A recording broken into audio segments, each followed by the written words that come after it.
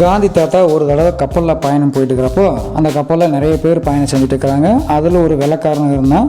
அவன் வந்து காந்தி தாத்தாவை அவமானப்படுத்தணும் அப்படிங்கிறதுக்காக ஒரு பேப்பர் எடுத்து கவிதைங்கிற பேரில் அவர் திட்டி கவிதை எழுதிட்டான். ஆனால் அவரை ரொம்ப அவமானப்படுத்துகிற மாதிரி திட்டி கவிதை எழுதிக்கிறான். 2-3 பேப்பருக்கு எழுதி அதை குண்டு ஊசிலாம் குத்தி கொண்டு போய் காந்தி தாத்தா கிட்ட, மிஸ்டர் காந்தி இதை படித்து பாருங்கள், கவிதை எழுதிக்கிறேன், உங்களை பற்றி எழுதிக்கிறேன், படித்து பாருங்கள் அப்படிங்கிற போட்டு அவன் போயிட்டான். அவன் போனதுக்கப்புறம் காந்தி தாத்தா அதை பார்க்குறாரு, படிக்கிறாரு.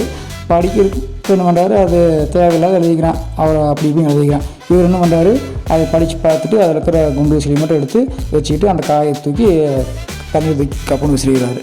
மறுநாள் காலையில் அதே மாதிரி அந்த வெள்ளைக்காரன் வர்றான், கப்பலில் வந்து கேட்குறான், என்னென்னா காந்தி உங்களை பற்றி ஒரு கவிதை எழுதி போட்டு கொடுத்தனால படிச்சிங்களா, எப்படி இருந்துச்சு அப்படின்னு சொல்லி கேட்குறான். யாரும் அந்த வெள்ளைக்காரன். அதுக்கு காந்தி தாத்தா சொல்கிறாரு, படித்தேன், அதில் தேவையானதை மட்டும் நான் எடுத்து வச்சுக்கிட்டேன், தேவையில்லாத தூக்கி அப்பயே கப்பல்லேருந்து வெளியில் விசிறிக்கிட்டேன் அப்படின்னு சொல்லி சொல்கிறாரு.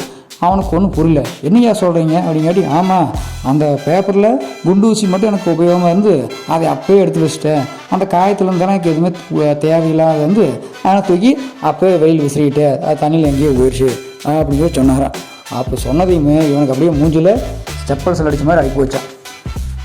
இந்த சம்பவம் மூலியமாக நம்ம தெரிஞ்சுக்க வேண்டிய முக்கியமான விஷயம் என்னென்னா, நாம் ஒருத்தரை அவமானப்படுத்தணும்னா அது கடைசியில் அந்த அவமானம் நம்ம தலையே வந்து விழுது, நம்ம தான் கடைசியில் கேவலப்பட்டு நிற்கணும் அப்படிங்கிறத நல்லா தெரிஞ்சுக்கணும். கதை கேட்ட உள்ளங்களுக்கு மிக்க நன்றி.